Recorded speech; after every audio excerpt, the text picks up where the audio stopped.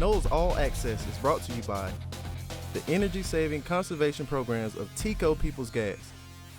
Real Coca-Cola taste with 0 sugar and 0 calories. Coca-Cola Zero Sugar. Taste the feeling.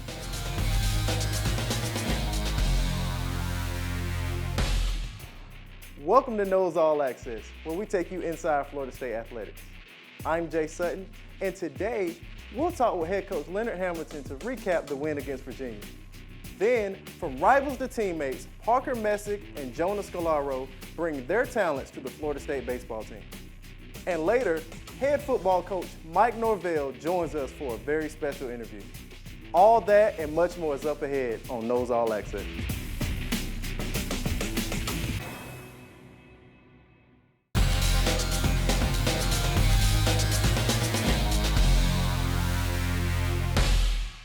Well, Coach, you said all year that this team is still trying to find themselves and learn who they are.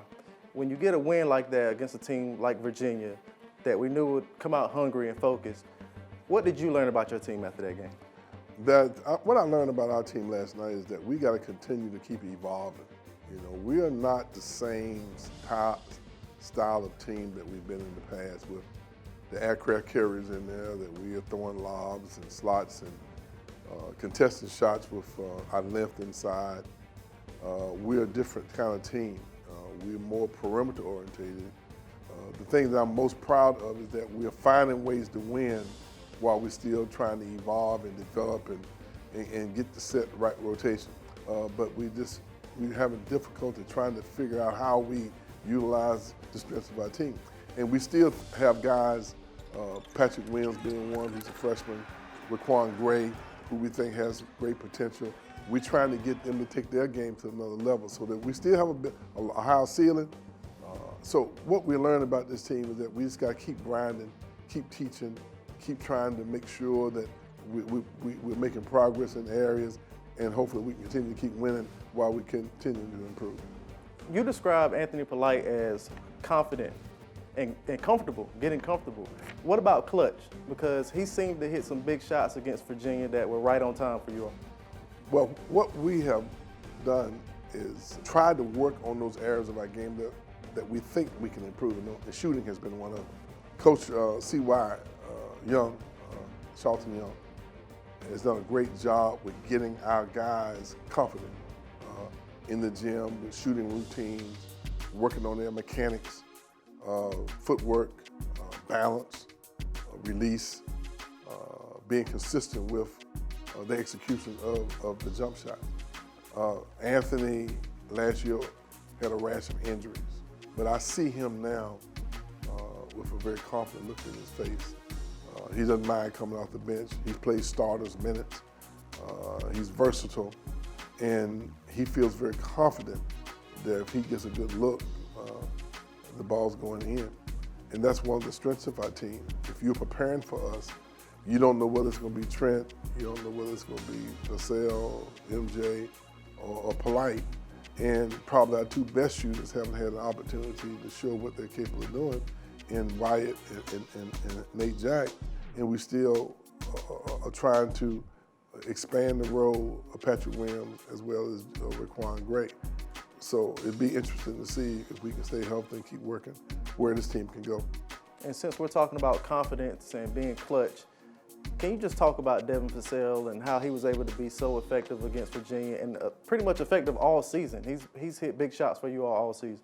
Devin has an unusual level of confidence that allows him to speak up, allows him to be vocal. He's earned the respect of his teams and his teammates. He's consistent with his effort every day in practice. And when you do that, you know, when you know you're giving it all you have, you're at peace with knowing that you are in a place where you're at your very best. And so that's the kind of team we are. You never really know whose night it's going to be. And last night, it was Vassell and Polite. The couple games before, it was MJ and Trent. Hopefully we get all of us hitting on the right cylinder at the same time, and who knows where we can go. Well, let me ask you this, Coach. You all are now 61, in your last 61 games, you're 58-3 at home. What's the secret? What's the secret? I think we've been consistent with a game plan, Our guys understand what we expect of them. I think our crowd has been consistent. They've given us an added boost. I can't say enough about the support we've gotten over that period of time. But I think it's kind of come together. We're giving our fans something to cheer about, and then we're responding to the enthusiasm that they bring to the atmosphere. So they're the sixth man in the stand, so to speak. And so I think we're feeding off them, and they're feeding off us, and I think it makes for a great college atmosphere. Well, thanks, Coach. You all have been very successful at home, and we'll talk about how you can have some more success on the road coming up a little later in the show. So stick around for that and much more coming up on Noles All Access. Coming up, Plant City natives Parker Messick and JONAH SCOLARO reunite in Tallahassee.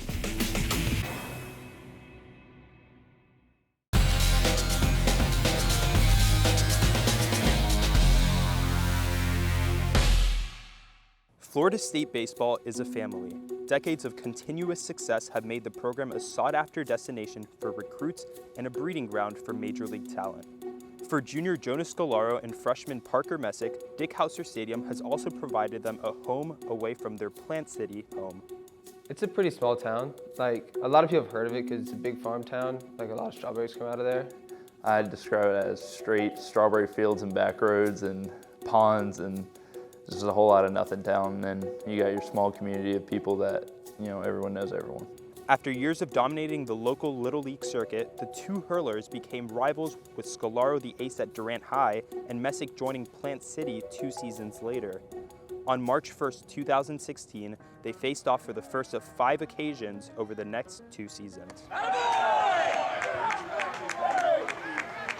The first inning is when because I was a hitter at the time. The first inning, he threw a couple pitches, and I was like, all right, this isn't just some random freshman. He's gonna be pretty good. He was the ace, big Florida State commit, and I was just some freshman coming in playing for Plant City, and we faced off. It was the first time Plant City had beaten Durant in 8 years. That spark began a rivalry that would continue the next 2 seasons. Over the course of contested matchups, SCOLARO's Cougars prevailed in 3 of the 5 matchups. Every game I would start pitching, he'd start pitching. I was like the 3-hole hitter, he was like their 3-hole hitter. So he'd strike me out, I'd strike him out. It'd just be back and forth all game. One of us get a hit, the next one get a hit. By the end of their high school careers, both had made significant impacts on their respective programs. His senior season, Messick led the state of Florida with 125 strikeouts en route to a state championship. Never won district championship, won a district championship, never won regional, won regional, and never made it to state, much less win state. And just when our third baseman caught the last, it was a line drive out, as just complete relief. Oh my gosh, we just did this, and wasn't expecting it at all. Just months after winning the state championship, Messick came here to Tallahassee, where he hopes to help another program win its first championship. Pretty much since being here, they've been they're just basically the team and the coaches are your second family, so they make you feel at home. With the bonus of having another southpaw in the bullpen from the same hometown, all the pomps and circumstance of high school rivalries have been thrown out the window. Definitely just becoming you get to know each other a little bit more. They're your older brothers type thing. They teach us what we should and shouldn't be doing, so just learning about all that stuff's kind of helped out. You can definitely tell that he's a grinder, and he wants to be perfect every time he does something. So, from Plant City rivals to Tallahassee teammates, Messick and SCOLARO will look to strike just the right balance to help the Noles achieve their championship aspirations. I'm Thomas Martinez for Noles All Access. Coming up, I'll sit down with head football coach Mike Norvell.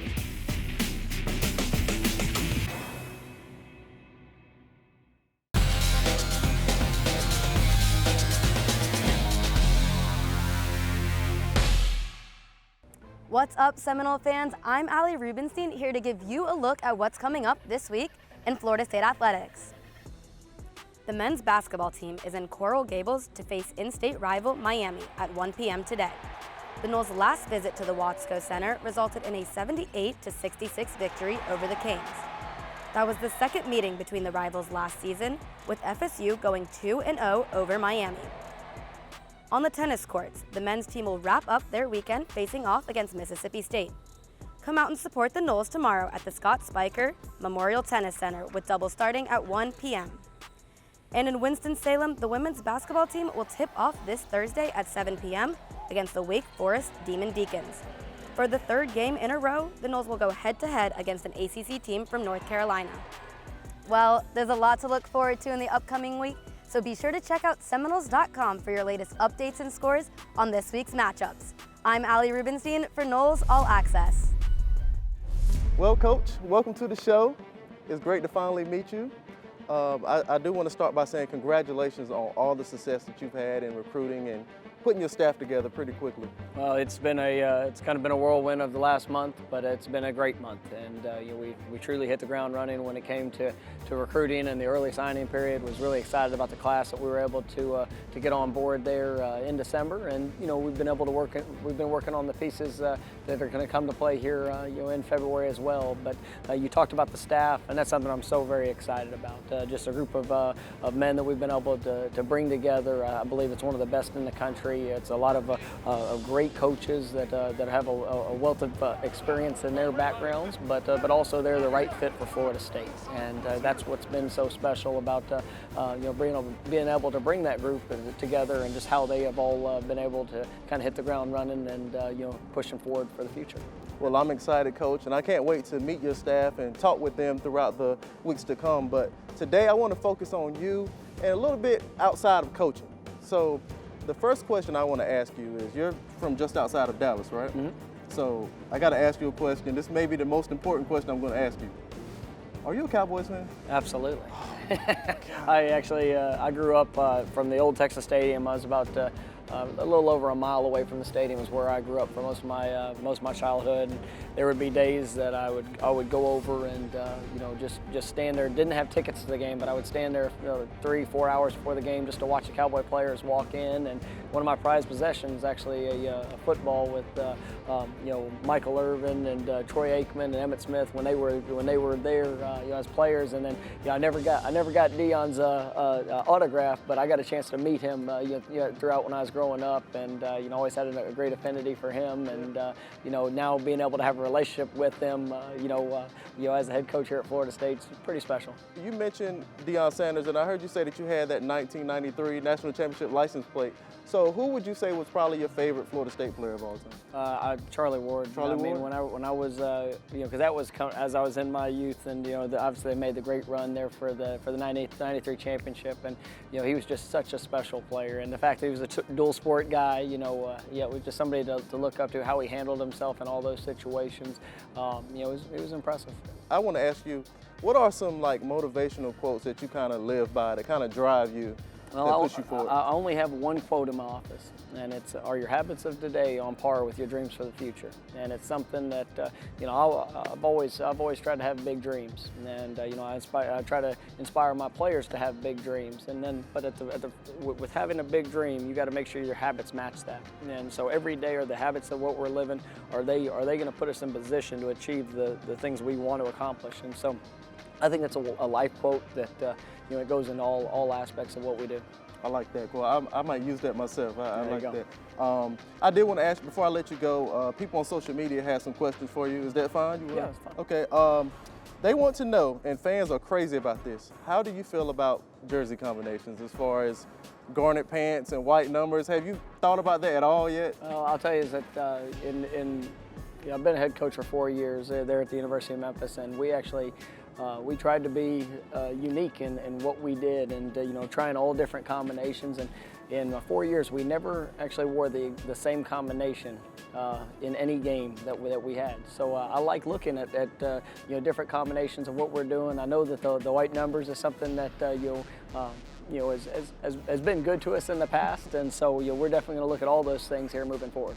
Okay, so switch it up a little bit. Absolutely. I like that. Okay, and the last question. This is actually a funny question. The fans would like to know, how would you feel if they had a cornrow day at Doak?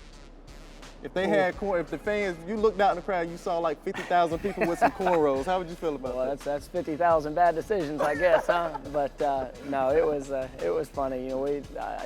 It's amazing what one pitcher where it can go, and that was a funny time in my life. Just you know, I was actually coming off of a youth camp, working with inner city youth. You know, at the end of my sophomore year, going into that season. So it was the last week before we started camp, and you know, I was you know, working with this one group as a little, you know, young men and young ladies, and they asked me. They called me coach there because I was leading this group. And said, "Coach, if we win all of these events, you know, would you braid your hair?"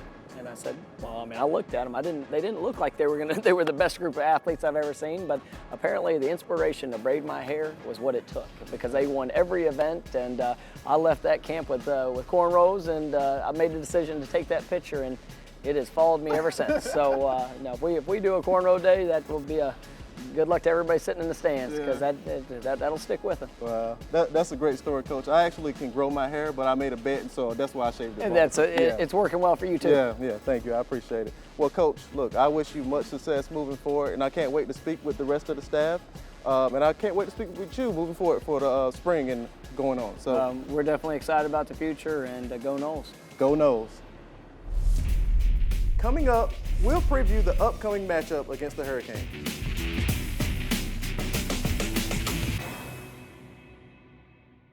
The Look Ahead is presented by Florida Farm Bureau Insurance. Register to win the ultimate fan experience at NOLEScontest.com.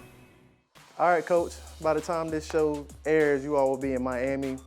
And this is a team that have 3 guards, you know, that like to light it up. They like to score off the dribble. They're a perimeter-oriented team. What stands out to you about this Miami team?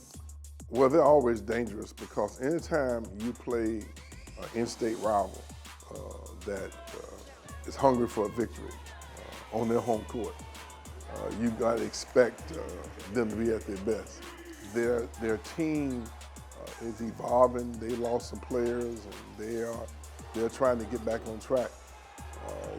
Anytime you have those 2 teams playing together, you know it's going to be a hard-fought game, but there's a lot more at stake here. We're trying to continue to keep evolving and improving and moving up the charts, only because we know that we're playing for something at the end of the year. And in order for you to have something to be proud of at the end of the year, you got to take it one game at a time. This is our next game. The most important game on our schedule is the next game. And the most important game on their schedule is the next game. They've lost a couple of games in a row. They're climbing, wanting to move their program up. We want to get higher, so something has to give. Something has to give. And with them being such a perimeter-oriented team, they like to score, like I said, on the offensive end, but they're kind of small around the perimeter. Does that play into what you all like to do defensively? Well, one thing about our team, we feel that we have quality depth throughout our team, but on the perimeter, we're part of where we're the strongest. And we'll have 6 or 7 guys that we're going to rotate in, and hopefully the quality of our depth, you know, will be effective in a game like this. We're a little bigger, longer. Hopefully that will be somewhat effective against their maybe shorter players. Vasiljevic, I believe is how you pronounce his name, is an unbelievable shooter. Lights is as quick as anybody you ever gonna see. If you don't manage him, he's one of those guys that's capable of going out and giving you 30. And if they play off of him and he gets his 30, that means that opens up things for guys, and they have really, really good shooters at 3 or 4 other spots. So every game is different. We're going to have a different defensive scheme to prepare ourselves for them. But it's a very, very important game for us. And if we're going to have something to be proud of at the end of the season, each game is important, and this is a big game, the biggest game of the year for us. And you talked about you coaching at Miami. I think you were there for 10 years. Do you still get that nostalgic feeling when you go back there? Or are you pretty much over it now? I've never had a nostalgic feeling. It's a business trip, and you treat it as such. I'm going there with one goal in mind, is to be ahead by half a point at the end of the game. And if that happens, if I see somebody on the way to the bus, then we'll say hello. I have a lot of family, a lot of friends, a lot of business associates that I would love to spend time with, but not on the basketball trip. There you go. And you know, you said it's a business trip and you're focused, but I guess you won't have time to let your hair down to catch a tan while you're in Miami. Well, you know, I'm not a guy who loves to spend a lot of time in the sun. I probably like sitting under a big umbrella with a glass of Kool-Aid, okay? But sitting out the sun is not something that's been a favorite thing of mine. Okay, all right. Well, Coach Hamilton won't come back with a tan, but hopefully he'll come back with a win. And we'll see that, and we look forward to it. So thank you for Coach Hamilton. I'm Jay Sutton, and we'll see you next week on Noles All Access. Noles All Access is brought to you by the energy-saving conservation programs of Tico People's Gas. Real Coca-Cola taste with 0 sugar and 0 calories. Coca-Cola Zero Sugar. Taste the feeling.